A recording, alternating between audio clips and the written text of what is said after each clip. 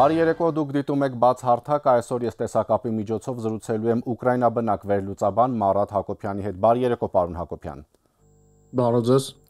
Եվ այսպես, ինչ տրամադրություններ են Ուկրաինայում, մասնավորապես Զելենսկի-Թրամփ հանդիպումից հետո կարծես թե Ուկրաինայի հասարակության մոտ հիասթափվածները շատ էին։ Իրականությունը ինչպիսին է։ Հիասթափվածները երևի թե Թրամփի օրոք Ամերիկայի քաղաքականությունից մնացած առումներով ուկրաինացիները ընդհակառակը համախմբվել են իրենց նախագահի շուրջ։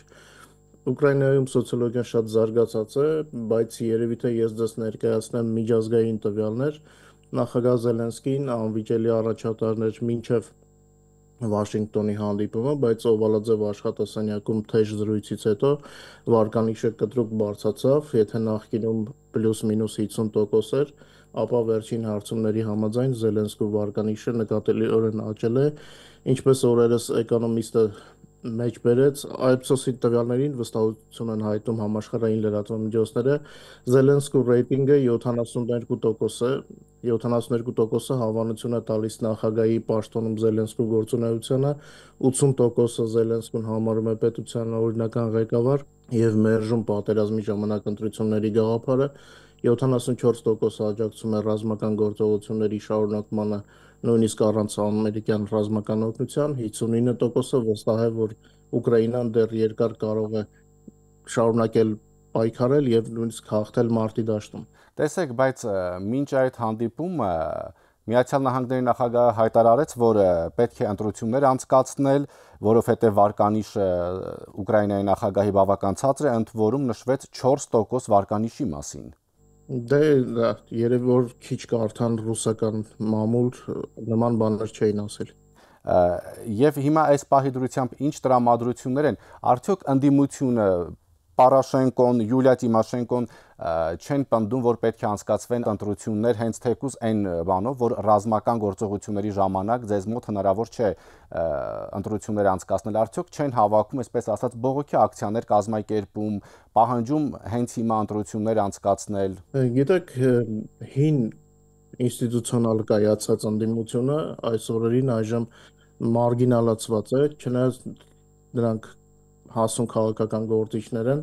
եւ լավ գիտեն իրավիճակը, եթե նրանք նույնիսկ փորձեին, եթե ինչ որ մեկը չունենար այն պատրիոտիզմը, որ հարկավոր է եւ փորձեր, նրանք միևնույն է ոչինչ չէին ունենալու, բայց ի ուրախություն մեզ ասենք, որ այդ հասկացողությունը կա, բոլորն էլ արտաքին դաշտի առջև միանում են Ուկրաինայի հասարակությանը եւ արկածախնդրության չեն գնում։ Նախ ասեմ, որ այդ ուժերը ընդհանրապես շանսեր չունեն, ամենայն հավանականությամբ պատերազմից հետո զինվորականներից կարող են նոր ուժեր լինել, բայց ոչ Պարաշենկոն կամ Տիմոշենկոն, նրանք արդեն անցյալն են եւ եթե ինչ որ հրաշքով հայտնվեն parlamentum, դա կլինի զուտ մինիմալ տոկոսով։ Ամեն դեպքում պատկերը այդպիսին է, որ առհասարակ որևէ ընդդիմադիր ուժ չի պահանջում ընտրություններ, չի կազմակերպում բողոքի ակցիաներ, չի պահանջում նախագահի հրաժարականը եւ այս գործընթացի համար հենց չի մեղադրում գործող իշխանությանը։ Այո, եթե երկրորդ էշելոններում քաղաքական պայքար կա, ապա առաջին դեմքերի մակարդակով բոլորը միասնական են եւ ընտրությունների մասին հիմա խոսել չի կարելի, որովհետեւ հենց սահմանադրությամբ է նշված պատերազմի ժամանակ ընտրությունները անհնար են, իրոք ֆիզիկապես ընտրությունները անհնար են։ Դե նաև նայելով Զելենսկու ռեյտինգին, պարզ է, որ նաև անիմաստ են։ Պարոն Հակոբյան, ռուս-ամերիկյան բանակցություններից ինչ ակնկալիքներ կան։ Գիտենք, որ Մոսկվան ընդունում է զինադադարի մասին Վաշինգտոնի առաջարկությունը, իհարկե որոշ նախապայմաններով, բայց կողմ է 30-օրյա զինադադարին։ Գիտեք, Մոսկվան ընդունելով չի ընդունում եւ անընդհատ ինչ որ պատճառներ է փնտրում։ Մեզ համար ինչ որ առանձնակի ակնկալիքներ չկան, մեր համար կարևոր է, որ Թրամփը չհավատա Պուտինի ստերին եւ հերթական այդ նոր ինչ որ պայմաններին, չնայած այս ֆորմատը նախապայմաններ չի ենթադրում, բայց ռուսները միևնույնը փորձում են։ Ճիշտ ասած չեմ հասկանում իմաստը որն է ռուսների համար, որովհետև մարտի դաշտում նրանք հաջողություն չունեն, 4-րդ պատերազմի լայնածավալ պատերազմի 4-րդ տարում Կուրսկի մարզում որոշակի տարածքներ են ազատագրել եւ դա երևի թե ինչ որ մեկին ողջևորել է, բայց իրենք ուզում էին Ուկրաինան գրավել, նաև Կիև քաղաքը, մայրաքաղաքը, ոչ թե իրենց տարածքների ազատագրումից ուրախանալ, այնպես որ շանսեր առանձնակի ռազմաճակատում Ռուսաստանը չունի եւ այս ձգձգումը ինձ թվում է զուտ էմոցիոնալ իրավիճակ է, նրանք հասկանում են, որ պարտվել են եւ չեն ուզում համակերպվել այդ պարտության հետ։ Եվ ինչ է կարծում, ինչ արդյունք կտան այդ բանակցությունները։ Միգուցե ես չեմ բացառում, որ Դոնալդ Թրամփին հաջողվի համոզել ռուսներին, բայց կապրենք կտեսնենք ժամանակից առաջ չընկնենք։ Տեսեք, նախագահը Ուկրաինայի հայտարարեց, որ մեզանից ոչ ոք չի ուզում անվերջ պատերազմ, Ուկրաինան պատրաստ է որքան հնարավոր է շուտ նստել բանակցությունների սեղանի շուրջ, կայուն խաղաղությանը հասնելու համար։ Ես եւ իմ թիմը պատրաստ ենք աշխատել նախագահ Թրամփի ուժեղ ղեկավարության հետ կայուն խաղաղության հասնելու համար։ Ամեն դեպքում պաշտոնական Կիևը Սպիտակ տանը տեղի ունեցած հանդիպումից հետո պատրաստակամություն է հայտնել, այսպես ասած, որոշակի նաև զիջումներով գնալ խաղաղության, որովհետև նախագահի մեկ այլ հայտարարությունն էլ մոտավորապես այսպես է, որ Կիևը Ռուսաստանի կողմից օկուպացված տարածքները կհամարի ժամանակավորապես օկուպացված, նույնիսկ եթե հիմա բավարար ռազմական ուժ չունենք տարածքներն ազատագրելու համար։ Արդյոք սա զիջողական հայտարարություն չի, պարոն Հակոբյան։ Տեսեք, տարածքների մասին հայտարարությունը միշտ էլ այդպես է, մեզ համար ոչինչ չի փոխվել։ Պարզապես առաջ Ղրիմն էր օկուպացված, Դոնեցկի եւ Լուգանսկի մարզի որոշ շրջաններ, հիմա Դոնեցկի մարզում մի քիչ ավելի շատ է օկուպացված, Լուգանսկի մարզը գրեթե ամբողջությամբ, բայց ամբողջությամբ չէ, կա ավելացել է նաեւ Խերսոնի մարզի մի որոշ շրջաններ եւ Զապորոժիեի մարզի որոշ շրջաններ, ասենք ինչ որ առանձնակի մեզ համար մեր կենսունակությանը խանգարող հանգամանքներ չկան։ Ուկրաինան ապրում է, զարգանում է, նոր զենքեր է արտադրում։ Իհարկե ժամանակի ընթացքում այդ պերսպեկտիվան կա, որ մենք կարող ենք ազատագրել։ Հիմա տեսեք, մինչ այդ Ուկրաինայի ղեկավարությունը ասում էր, որ հրադադարից առաջ լավ կլինի, որպեսզի գերիները ամբողջությամբ փոխանակվեն։ Եթե փոխզիջումների մասին է խոսքը, ապա հենց այս առումով կարող ենք նշել, որ այդ հարցը սեղանին է, բայց հրադադարի համար գերիների հարցը կարծես հետաձգվել է։ Տեսեք, Եվրամիությունը կարծես թե սկսել է ավելի լուրջ մոտենալ անվտանգային հարցերին, մասնավորապես Ֆրանսիայի նախագահը հայտնեց, որ որոշել է բանակցություններ սկսել ամբողջ Եվրամիության պաշտպանության համար Ֆրանսիայի միջուկային զենքի կիրառման շուրջ եւ ավելին նա պնդեց, որ Ռուսաստանը սպառնալիք է դարձել Ֆրանսիայի եւ Եվրոպայի համար։ Այդ ամեն ինչը տեղի ունեցավ, այսպես ասած, Թրամփ-Զելենսկի հանդիպումից հետո կարծես թե։ Տեսեք, ոչ միայն Թրամփ-Զելենսկի հանդիպումը կարծես բոլորին հարթացրեց, որ պետք է վերջի վերջո այն ինչ որ հասկանում են, այդ հասկացածը իրագործեն։ Եթե հիշում եք առաջի օրերին, առաջի տարիներին մեզ ոչ ոք չէր հավատում, մեզ մի քանի օրվա կյանք էին նախատեսում, որ մենք չենք դիմանալու, բայց մենք դիմացել ենք, պայքարել ենք 4-րդ տարին է եւ Եվրոպան հասկացել է, որ հնարավոր է Ռուսաստանին դիմադրել եւ հիմա արդեն արևմտյան գործընկերները ոչ թե Ուկրաինայի հանձնվելուց են խոսում, այլ հրադադարի կնքումից հետո Ուկրաինայում տեղակայելու ուժերից են խոսում, իրենք արդեն ավելի համարձակ են դարձել, հասկացել են, որ Ուկրաինայի օրինակով իրենք կարող են պաշտպանել իրենց երկրները։ Ինչպես լավ ասաց Լեհաստանի ղեկավարներից մեկը, չի կարող 500 միլիոնանոց Եվրոպան խնդրել 300 միլիոնանոց Ամերիկային, որպեսզի պաշտպանի 100 քանի միլիոնանոց Ռուսաստանից, այսինքն վերջի վերջո պետք է մոտենալ իրական կյանքին եւ միջոցներ ձեռնարկել։ Այդուամենայնիվ, պարոն Հակոբյան, այս պահի դրությամբ ինչ տրամադրություններ են երկրում, որովհետև վերջին լուրերի համաձայն Սիրիայում արդեն վերականգնվել են ավիաչվերթները, Հալեպում նաև Դամասկոսում, կա, այսպես ասած, հեռանկար հույս, որ Կիևը եւս կվերականգնի թռիչքները։ Կիևի մասին դեռ ոչ, Լվովի մասին խոսք կա, ամենայն հավանականությամբ Լվովի կամ Ուժգռդի օդանավակայանները կարող են աշխատել, բայց սա զուտ դեռ նախնական տվյալներ են։ Երեք կարդացի լրահոսում, որ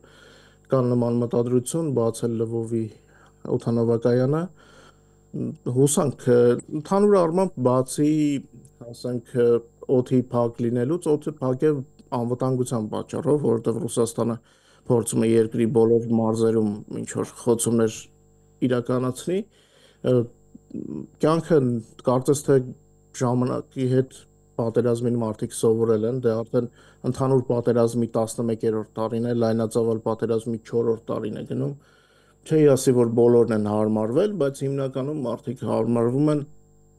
իրանց օրվա խնդիրներն են լուծում, խցանումները, մեքենաների ավելի են շատացել,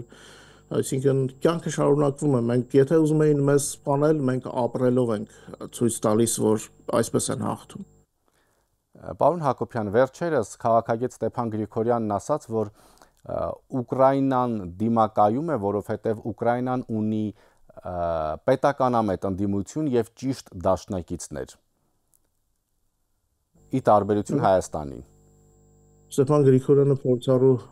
փորձագետ է եւ ճիշտ է ասում։ Գիտեք, Հայաստանի այդ 5-րդ շարասյունը, հա, ովքեր որ անընդհատ Ռուսաստանի կողմն են նայում, իրենք Ուկրաինայից դասեր չքաղեցին։ Ուկրաինայում Պուտինի զոհը առաջինը դարձան հենց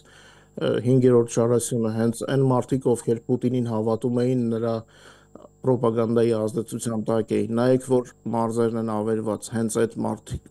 այն մարզերը, որտեղ ապրում էին այդ մարդիկ։ Եվ ես բազմիցս կոչ եմ արել Պուտինին դեռ հավատացողներին ուշքի գալ եւ հասկանալ, որ բացի Հայաստանից մենք ուրիշ պետություն, ուրիշ հայրենիք չունենք եւ պետք է այնպես անենք, որպեսզի Հայաստանը ամուր լինի արտաքին մարտահրավերների դեմ։ Տեսեք, դուք ասացիք Կիևում խցանումները նորից ավելի շատ են, քան 1-2 տարի առաջ, դա արդյոք նշանակում է, որ Ուկրաինայից հեռացածները